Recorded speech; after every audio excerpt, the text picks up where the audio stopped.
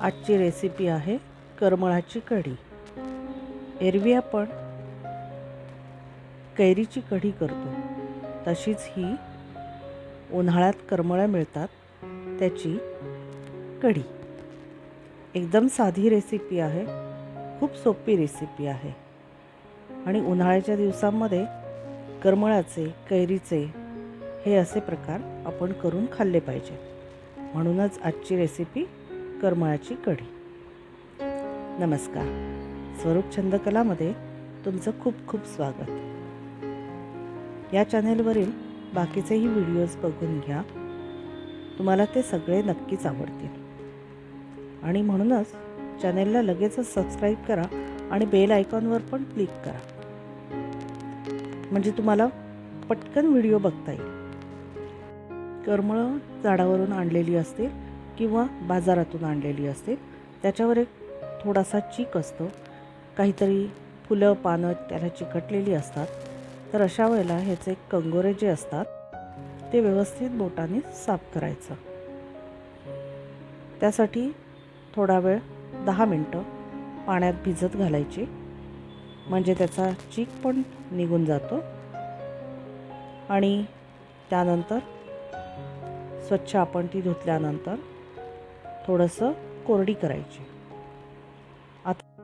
आता मी इथे जी करमळं निवडलेली आहेत कढी करण्यासाठी, ती एकदम कच्ची पण नाही आहे आणि पिकलेली पण नाही आहे, त्यामुळे याची चव थोडी आंबट आहे, थोडी गोड आहे।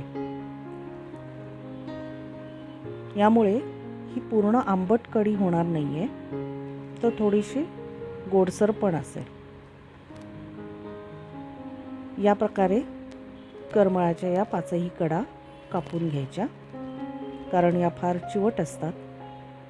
5ही कंगोरे आपल्याला वेगवेगळे कापायचे आहेत, म्हणजे मी इथे वेगवेगळे कापते आहे, कारण याच्यामधल्या बिया काढायच्या आहेत आणि मधला जो त्याचा पांढरा भाग आहे तंतुमय, तो सुद्धा काढून टाकायचा।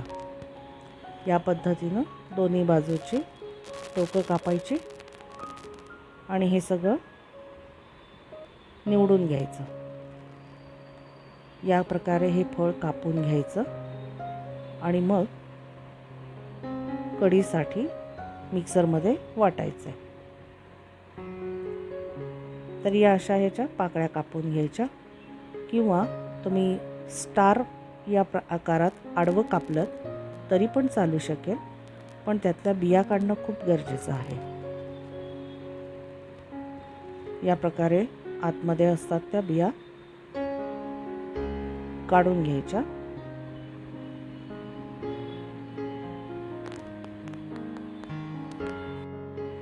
बिया आपण सुरीनं पण अशा काढू शकतो किंवा नखाने पण काढू शकतो।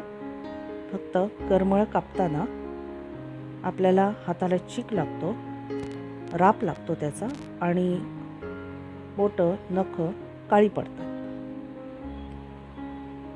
तर या पद्धतीने हे बिया काढून मिक्सरला लावून घेऊया।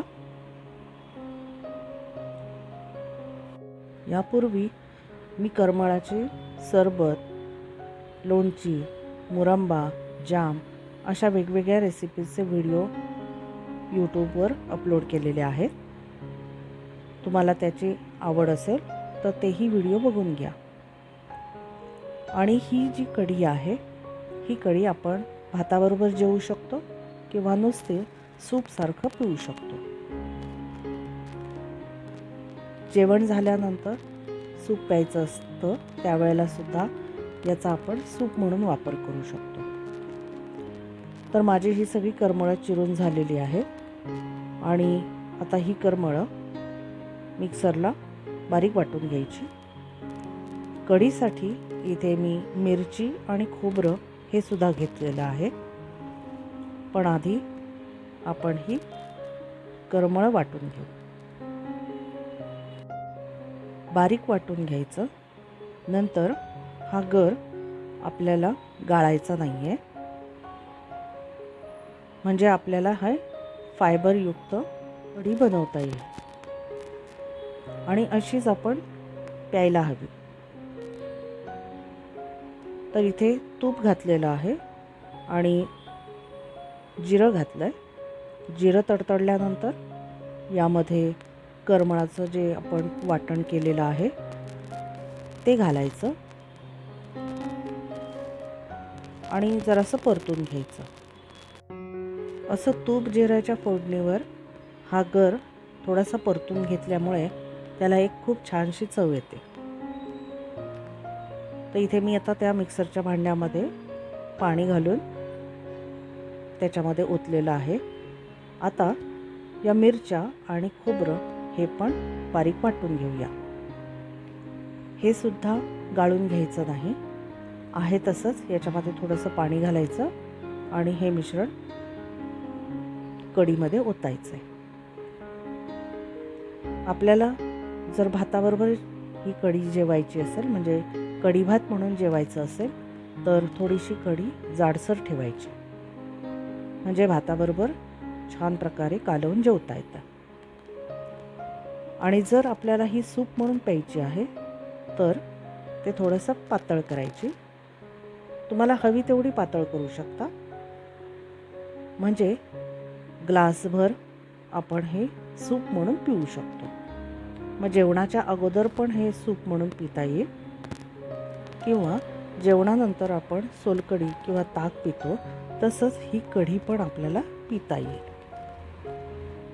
आता यामध्ये मी गूळ आणि मीठ घातलेलं आहे. गूळ आपल्याला करमळाच्या चवीनुसार वापरायचा आहे.